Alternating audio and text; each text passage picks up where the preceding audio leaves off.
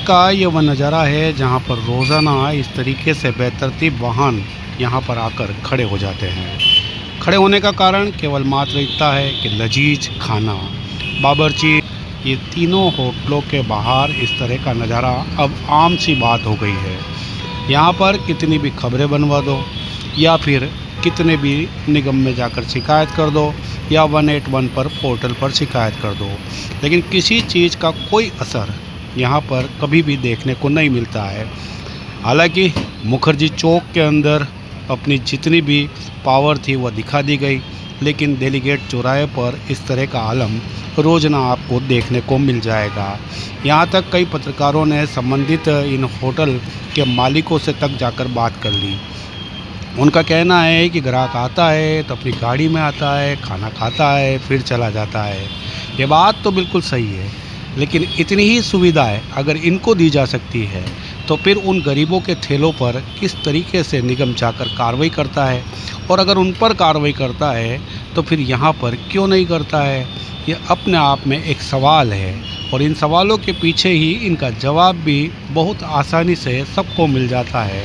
यहाँ पर एक टेम्पो स्टैंड है, वह टेम्पो स्टैंड के आड़ में यहाँ पर इस तरीके से गाड़ियाँ खड़ी रहती है, जो रोज़ाना नेहरू बाज़ार से आने वाले जितने भी राहगीर होते हैं उनको परेशान करती है।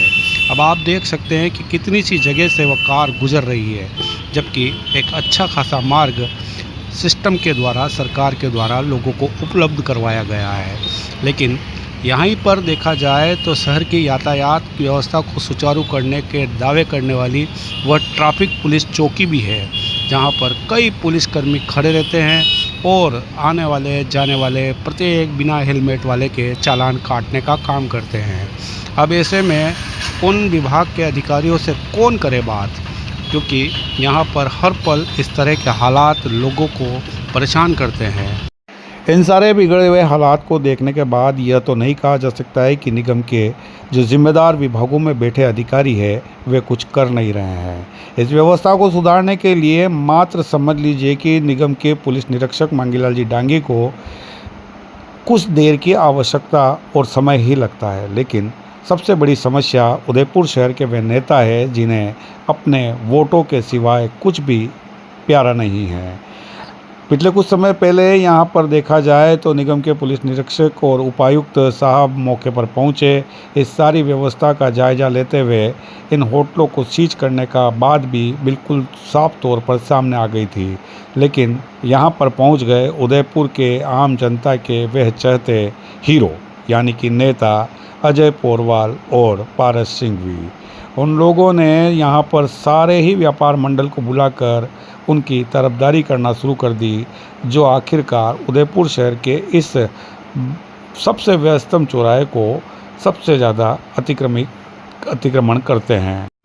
कई बार तो हालात ऐसे बन जाते हैं कि यहाँ से एक आम व्यक्ति अपने 2 पहिया वाहन को लेकर निकल भी नहीं पाता है, लेकिन किसी के कोई फर्क नहीं पड़ता है। परेशान होती रहे जनता या कोई भी परेशान हो जाए, यहाँ पर केवल व्यापार होना चाहिए और पूरी व्यवस्था भले ही नेस्तो नाबूद हो जाए। और इसी व्यवस्था के तहत देखा जाए तो ये देखिए पूरी जगह पर बड़े बड़े गाड़ियाँ लग जाती है, जिससे पूरा मार्ग रोज़ाना इसी तरह के हालात से गुजरता रहता है। आप जान सकते हैं, मान सकते हैं कि जो लोग मुखर्जी चौक का इतने बरसों पुराना अतिक्रमण घंटों भर में हटा सकते हैं, उन्हें कितनी देर यहाँ पर लगेगी। बस ज़रूरत है तो उन नेताओं की जो शहर की बड़े बड़े मंचों पर खड़े होकर हर समय शहर की वाहवाही लूटने का काम करते हैं, काम छोटा सा करते हैं, उसे बड़े स्तर पर बताते हैं, लेकिन जब वही लोग इस व्यवस्था को सुधारने वाले लोगों के विरोध में खड़े हो जाते हैं तो फिर वे अधिकारियों का भी क्या कहना और क्या करना, क्योंकि वे तो अपने पद पर बैठकर भी तनख्वाह ले सकते हैं। ये तो अच्छी बात है कि वे उदयपुर की बेहतरी के लिए, उदयपुर शहर की आम सड़कों को सुचारू करने के लिए कोई भी हो सभी पर एक समान कार्रवाई करते हैं। अगर वे नेता लोग भी इन अधिकारियों का सहयोग कर दे तो हो सकता है आने वाले समय में उदयपुर की तस्वीर बदल जाए।